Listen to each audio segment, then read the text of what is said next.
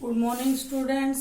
एक बार फिर आपका इंग्लिश की क्लास में वेलकम है और सरस्वती जी की याचना के साथ हम इस क्लास को दोबारा शुरू करते हैं।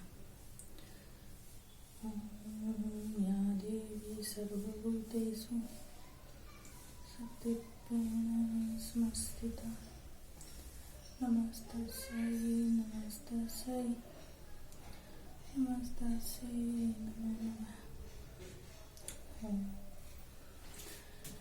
जी हाँ, तो जैसे कि हम वर्ब का टॉपिक कर रहे थे और उसमें भी नॉन फाइनाइट वर्ब हम कर रहे थे, जिसमें से हमने उसके दो पार्ट कौन कौन से, इन्फिनिटिव और जीरेंड, उनको हमने कर लिया है। इस थोड़ा सा रिवीजन हो जाए, लुक आफ्टर हो जाए। इन्फिनिटिव फॉर्म होती है वर्ब की 2 प्लस वर्ब की फर्स्ट फॉर्म। 2 आप सबको पता है प्रीपोजिशन है, वैसे 2 अपने आप में अलग से के लिए के यूज होता है, ठीक है। और इसके बाद हमने पढ़ा था जीरेंड। जीरेंड हमें हमेशा वर्ब की 4th फॉर्म के रूप में मिलेगा, लेकिन इसका प्रयोग मेन वर्ब के रूप में न होकर इसका प्रयोग नाउन के रूप में सब्जेक्ट या ऑब्जेक्ट की जगह हमें दिखेगा, ठीक है। और दोनों ही सेंटेंसेस में हमें सेंटेंस में मेन वर्ब और प्लस अदर वर्ब का प्रयोग दिखेगा, और जो अदर वर्ब है वो वहां पर 2 प्लस वर्ब की फर्स्ट फॉर्म यानी इन्फिनिटिव में तो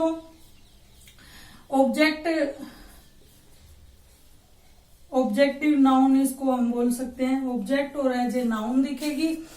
और जीरेंड में ये हमें सब्जेक्ट के रूप में भी मिल सकती है, ऑब्जेक्ट के रूप में भी मिल सकती है, लेकिन इसका जो यूज है वो एज ए नाउन होगा। इतनी सी बात हमने क्लियर की थी। साथ के साथ हम 2 एग्जाम्पल और देख लेते हैं कि इनका प्रयोग कैसे बनता है। जैसे आई लाइक प्ले। अब मेन वर्ब है, उसके साथ वर्ब है, verb as a object as a noun use है 2, ठीक है। अब दूसरी जो जीरेंड का प्रयोग है, smoking is bad for us. Smoking हमारे लिए क्या है, बैड है, तो ये सब्जेक्ट में नाउन के रूप में यहाँ पे काम इसने किया। अब हम बात करते हैं पार्टिसिपल की।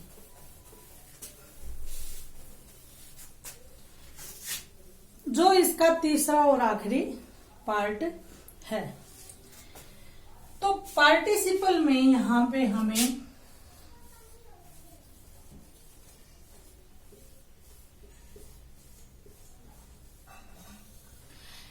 थ्री टाइप्स ऑफ यूज दिखेंगे, जिसमें हम फर्स्ट को डिनोट करते हैं प्रेजेंट पार्टिसिपल, ठीक है। सेकंड को डिनोट करते हैं पास्ट पार्टिसिपल, और थर्ड को हम डिनोट करते हैं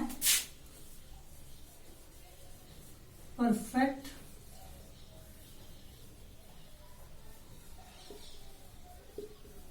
पार्टिसिपल, ठीक है। अब आप देखिए कि इन तीनों में हमें अलग अलग डिफरेंस देखना है और इनका जो स्ट्रक्चर है वो कैसे बनेगा। तो सबसे पहले हम बात करेंगे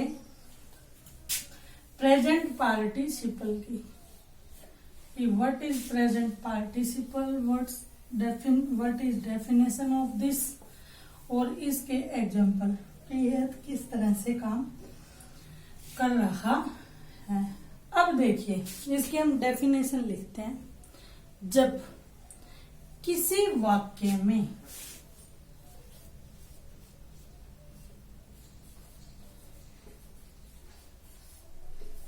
अब मैंने यहाँ आपको दोनों तरह से समझाया, पहले मैं एग्जाम्पल के थ्रू समझा रही थी, इसमें मैं डेफिनेशन के थ्रू।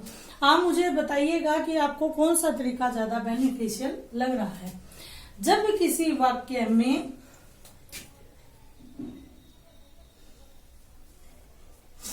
वर्ब विशेषण की तरह, यानी विशेषण मैंने आपको करवाया नहीं है, मैं करवाऊंगी, एडजेक्टिव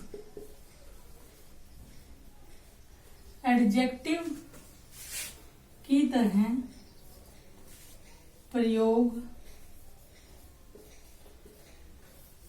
हो,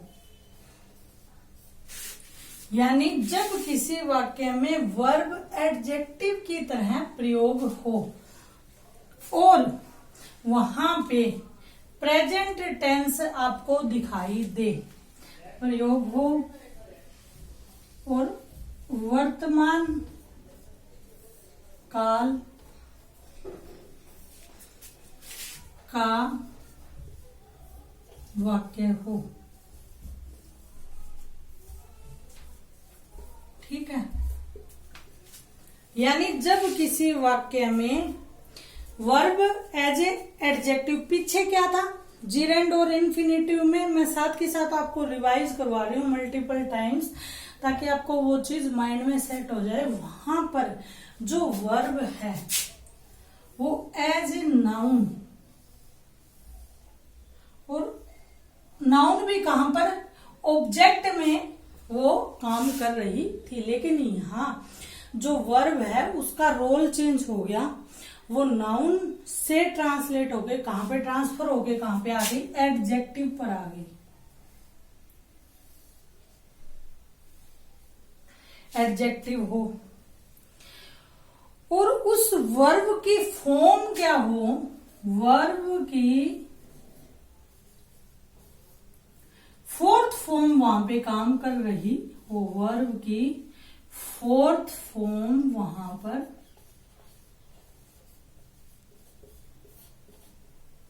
लगी हो, यानी आपको जीरेंड में और इसमें डिफरेंस करना आना चाहिए, वो मैं आपको बताऊंगी। ठीक है, लेकिन यहां कंडीशन क्या होगी कि वर्तमान काल होगा, नंबर 1 कंडीशन। नंबर 2 वर्ब है वो विशेषण की तरह काम करेगी, और नंबर 3 वर्ब की वहां पे फोर्थ फॉर्म आएगी, यानी 1, 2 एंड 3rd। ठीक है, एक बार और मैं इसको रिवाइज कर देती हूँ। प्रेजेंट पार्टिसिपल हम कर रहे हैं जब किसी वाक्य में वर्ब विशेषण की तरह प्रयोग हो, वर्तमान काल में वाक्य बने और वहां पर वर्ब की कौन सी फॉर्म लगी हो, ओनली फोर्थ फॉर्म, तो वहां पे प्रेजेंट पार्टिसिपल बन जाता है। अब कैसे बनता है, नंबर 1 इट इज, अब इज लगते ही कंफर्म हो गया कि ये प्रेजेंट का वाक्य है। It is an interesting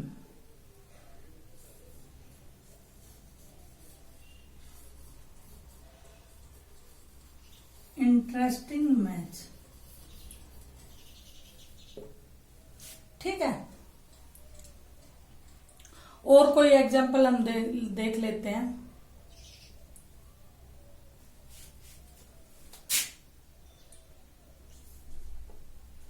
I सा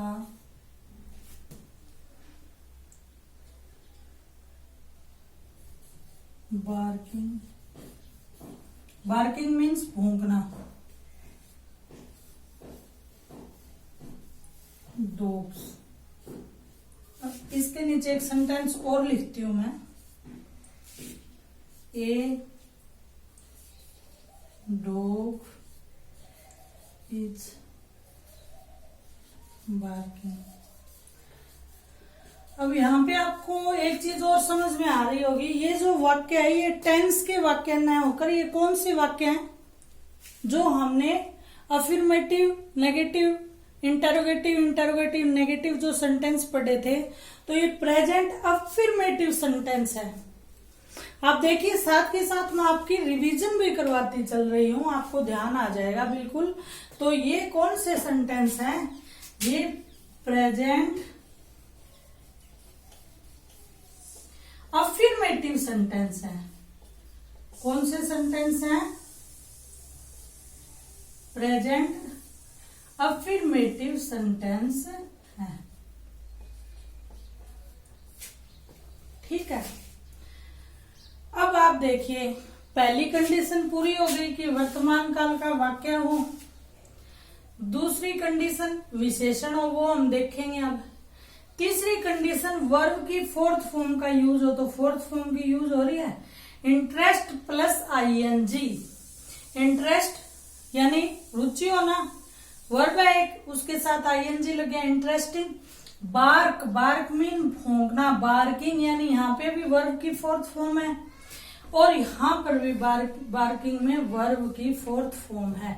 यानी दो कंडीशन तो हमारी यहाँ कंप्लीट होती है। प्रेजेंट इज हमें बताएगा, अगर इट वॉज होता तो क्या होता, ये पास्ट हो जाता, लेकिन ये जो इज है ये हमें क्या दिखा रहा है? प्रेजेंट टेंस दिखा रहा है। ठीक है, अब यहां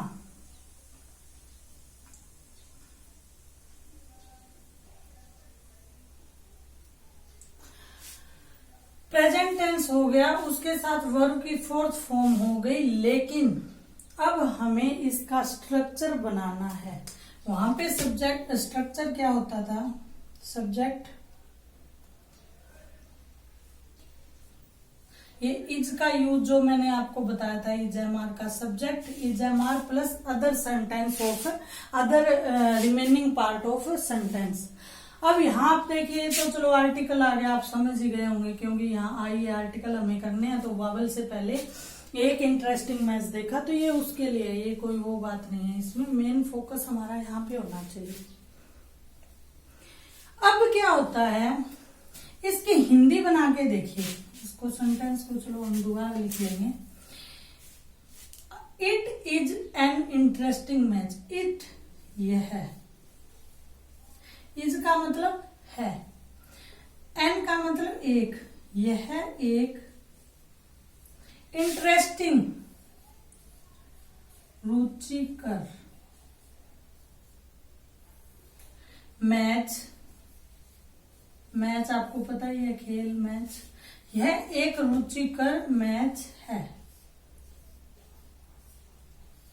अब आप ये देखिए, ये जो रुचिकर शब्द है ये किस की विशेषता बता रहा है? अब यहां पर अगर हम एडजेक्टिव की डेफिनेशन देखें तो एडजेक्टिव के क्या कहता है? एक ऐसा शब्द जो किसकी विशेषता बताए? नाउन या प्रोनाउन की विशेषता बताए। अब मैच क्या है? एक ऐसा मान लो नेम है कि एक गतिविधि का नेम है, तो यानी दैट इज नाउन।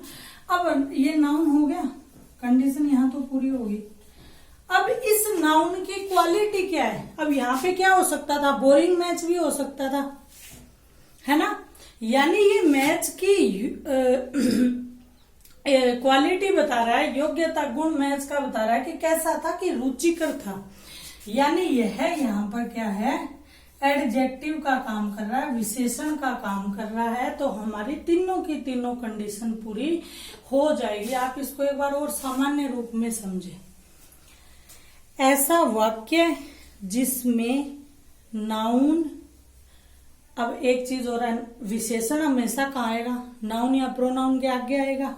तो तो नाउन होना जरूरी है, प्रोनाउन होना जरूरी है, और नाउन या प्रोनाउन की विशेषता बताए नंबर 1, और उसके साथ आईएनजी लगा हो। अब मान लो आईएनजी ना लगा हो, ऐसा आ जाए इट इज एन मैच, और आपको ऑप्शन दे दिया जाए इंटरेस्ट, इंटरेस्टेड, जैसे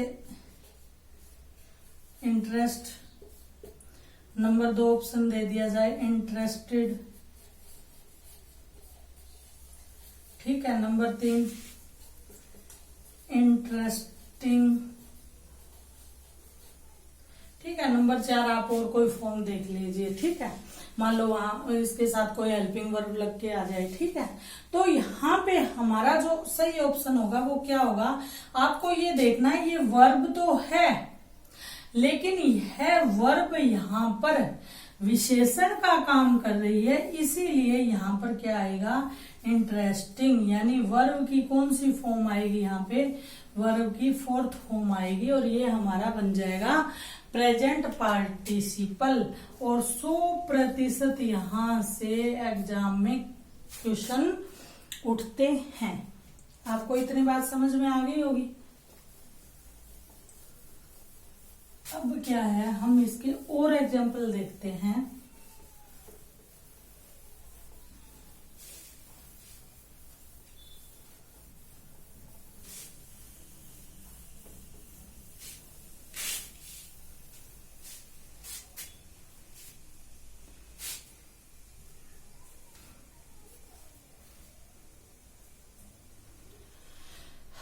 अब आप देखिए यहाँ पे प्रेजेंट, और हाँ उसमें सॉरी एक चीज मैं भूल गई थी कि उसमें जो वाक्य है वो प्रेजेंट पास्ट का भी हो सकता है।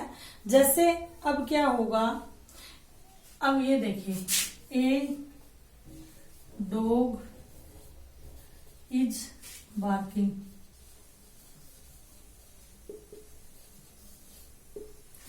ठीक है, एक कुत्ता भौंक रहा है। अब आप यहां देखिए कि ये जो बार्किंग है ये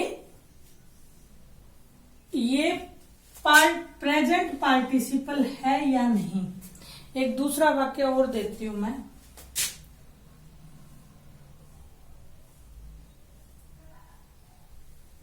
आई सा, मैंने देखा, ए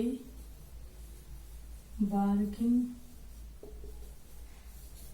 डॉग। अब आप इन दोनों सेंटेंसेस में माइंड लगाइए,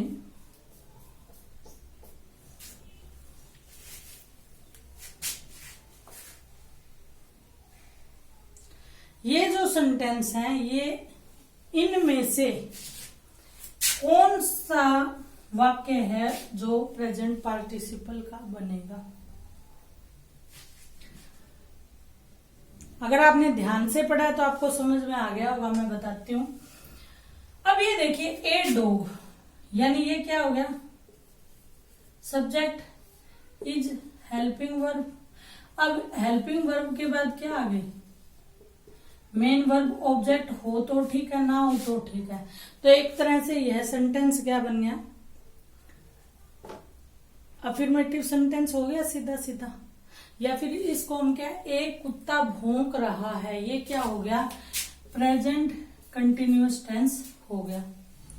आप फर्क देख पा रहे हैं, क्योंकि बार्किंग एक स्थिति की बात कर रहा है, वह कुत्ते की विशेषता नहीं है। एक कुत्ता भौंक रहा है, वह उसकी क्या स्थिति है, यानी उसका एक्शन है, बता रहा है, वो कार्य क्या कर रहा है, कुत्ता भौंकने का कार्य कर रहा है, वह उसका एक्शन, उसका कार्य है, उसकी स्थिति बता रहा है। अब यहां देखिए, मैंने देखा, मैंने एक भौंकता हुआ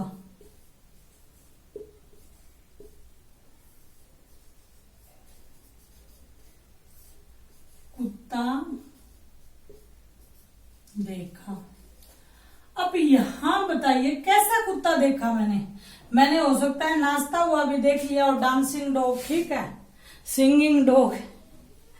हालांकि चलो सिंगिंग डॉग तो होता तो नहीं है, लेकिन हम वो कई बार बेसुरे गाने गाते हैं कई बार, आपको ध्यान होगा।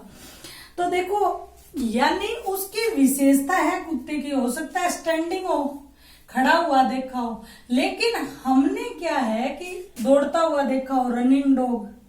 यानी उस कुत्ते की विशेषता बताई जा रही है, तो यहां पर क्या होगा, ये पार्टिसिपल का सेंटेंस बन जाता है।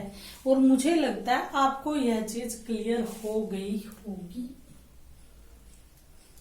और यह चीज क्लियर देखो कैसे हुई, इसीलिए मैंने आपको affirmative sentence, negative sentence, interrogative और उनको अलग से भी करवाया टेंस, वरना मैं टेंस के सेंटेंस करवा देती, काम चल जाता, लेकिन नहीं। इंग्लिश है वो स्टेप बाय स्टेप करने की चीज है, यह स्टेप बाय स्टेप करने का विषय है। अब आप देखिए, एक मिनट, अब हम बात करते हैं, या फिर नया टॉपिक शुरू करने से पहले हम इसी को दोबारा समझ लेते हैं, क्योंकि वो दूसरा टॉपिक बीच में रहेगा तो कोई बात आपकी बनेगी नहीं। पार्टिसिपल, अब क्या है, हमने किसकी बात की थी, प्रेजेंट पार्टिसिपल। हालांकि ये बड़ा गहन मुद्दा है, लेकिन मैं आपको एक बार इसको ना एक इंट्रोडक्टरी रूप में, मतलब परिचयात्मक ढंग से करवा रही हूँ, ताकि आपके लिए चीजें ज्यादा टफ भी ना हो और आपको सिंपल सी बात पकड़ में आ जाए। क्योंकि ऑब्जेक्टिव एग्जाम का यह बेनिफिट है कि आपके सामने क्वेश्चन होता है, आपके सामने आंसर होता है, तो आपको सेल्फ मेड कुछ चीज नहीं करनी होती, चीजें आपके सामने बनी बनाई होती है। एक बार फिर हम कोई ऐसा उदाहरण देखते हैं, जैसे ही इज सिंगिंग, ठीक है। और एक सेंटेंस देखिए, he is A singing boy, ठीक है। यानी वह, ही सिंगिंग, वह गाना गा रहा है, वह गाना। अब हिंदी बताते ही आपको सीधा सीधा समझ में आ गया, प्रेजेंट कंटिन्यूअस टेंस है। लेकिन अगर मैं हिंदी नहीं बताती, आपको यहाँ कुछ भी ऐसी चीज लिखी होती जिसका मीनिंग ही नहीं पता, तो आप स्ट्रक्चर को plus is am are helping verb plus verb की फोर्थ फॉर्म, किसका रूल है। अब इजएमआर है तो प्रेजेंट कंटिन्यूअस टेंस का, यहाँ अगर वॉज वर्ब होता तो पास्ट कंटिन्यूअस टेंस बन जाता। इतनी चीज क्लियर हो गई। यानी फिर अब हमें देखना है पार्टिसिपल है या नहीं। तो आप देखिए, subject plus helping verb, plus helping verb के बाद हमेशा ही आपको मेन वर्ब मिलेगी, तो ये मेन वर्ब होगी। इसका मतलब ये यहाँ पे अपना काम कर रही है। अब ये जो अपन ने पिछली जितनी वर्ब्स की हैं, ये एज ए वर्ब काम नहीं करती।